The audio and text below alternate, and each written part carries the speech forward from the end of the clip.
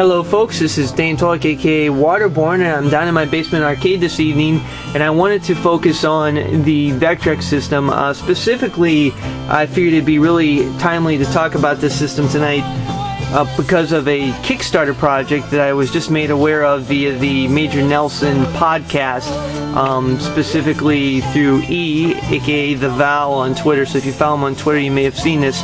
So basically there's a Kickstarter project that's now been fully funded, where one of the original Atari programmers who worked on the Atari 2600, Howard Scott Warshaw, has been working for the past 25-30 years to develop a version of Star Castle, the classic arcade game Star Castle, for the Atari 2600.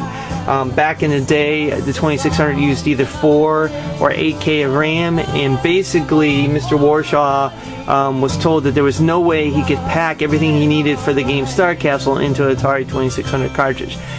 So basically he kind of shelved that, worked for Atari for a while, went on to other things, but never forgot about it. So fast forward to about 2008, he started to really work on redeveloping the concept of creating a version of Star Castle for the 2600. The homebrew scene for the Atari 2600 was really in full swing by that time.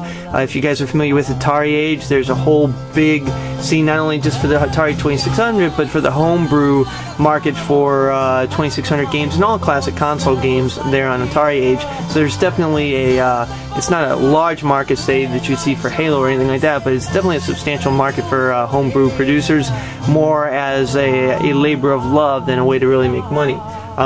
And of course the most famous, I guess, and so far I guess one of the biggest money-making homebrew games was actually Halo Combat Evolved for the 2600.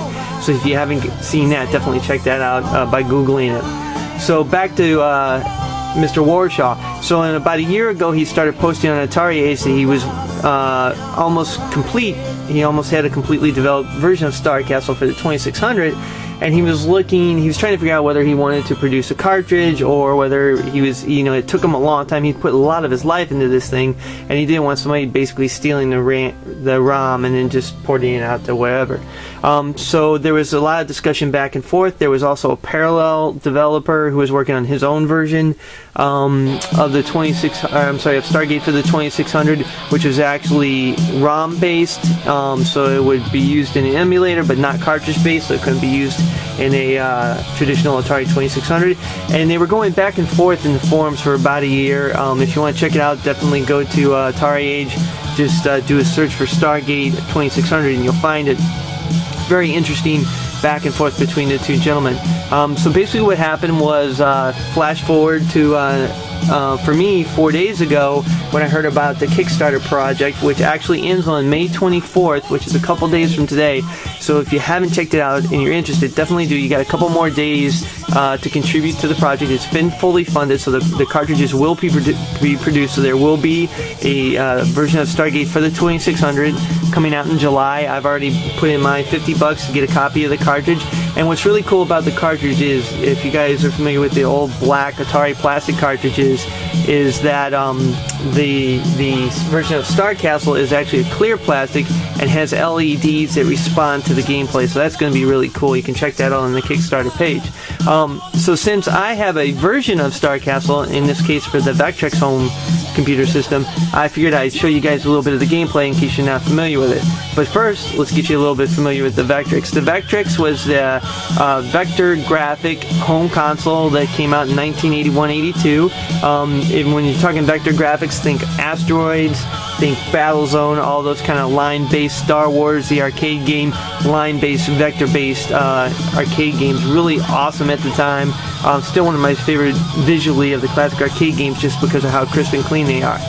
So let's turn on the. Let's look at the Vectrex. It's got a built-in monitor. It's about an 8-inch monitor. It's got a cartridge port, so it does play cartridges. It also comes with a built-in version of Asteroids. So basically a port of Asteroids. It's not called Asteroids because it wasn't branded as such, but it's basically Asteroids clone. And then you have this really cool controller. You got a micro joystick here, 4 buttons for movement and fire, which we'll see in a minute. Go ahead and turn on the game.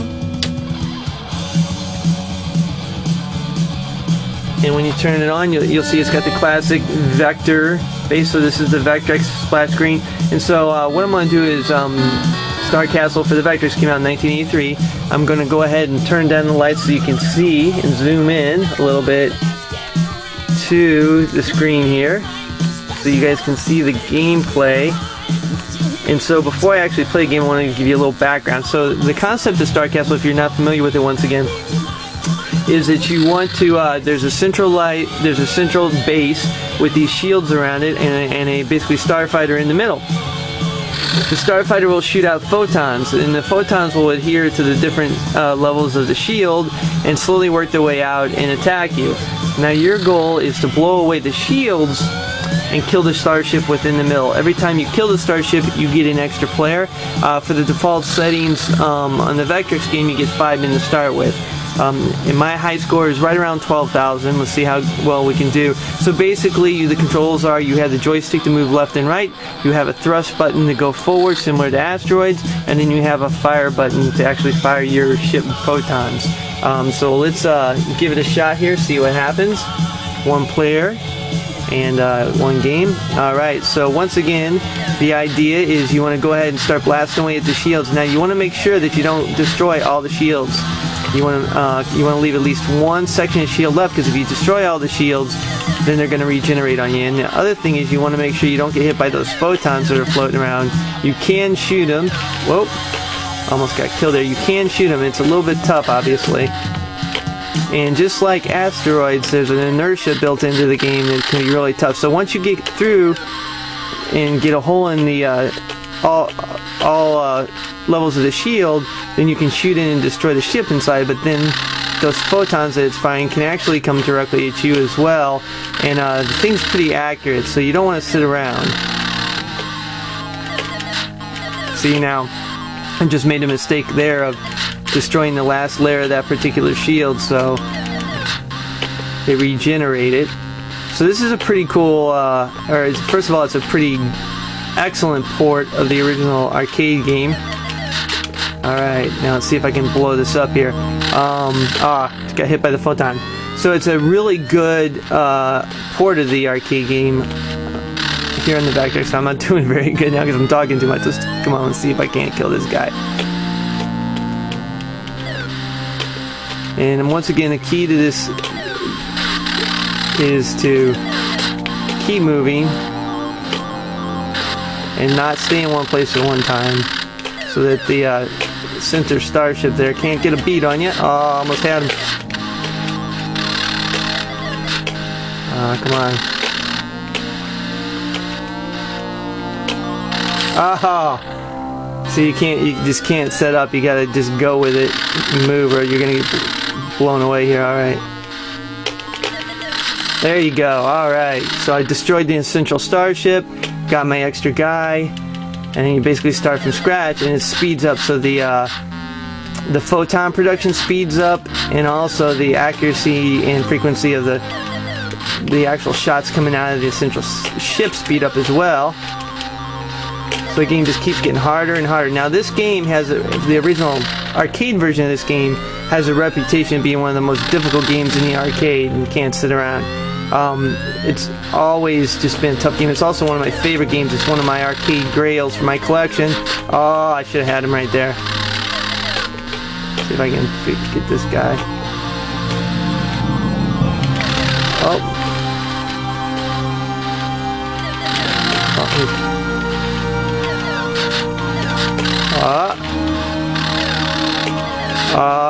Blew it. Destroyed the too many shields there.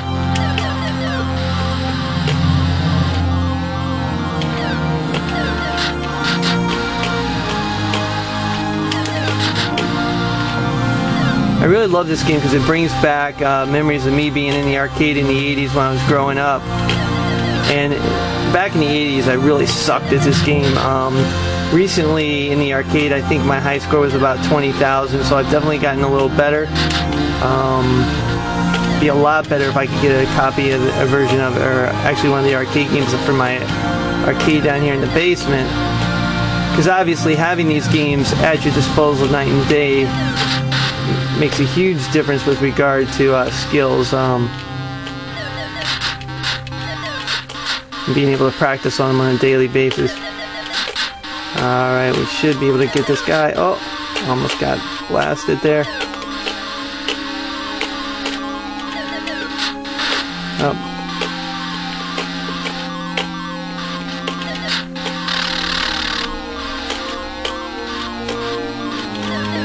Ah! Keep destroying that last shield and getting it to regenerate there. You gotta be very careful with that.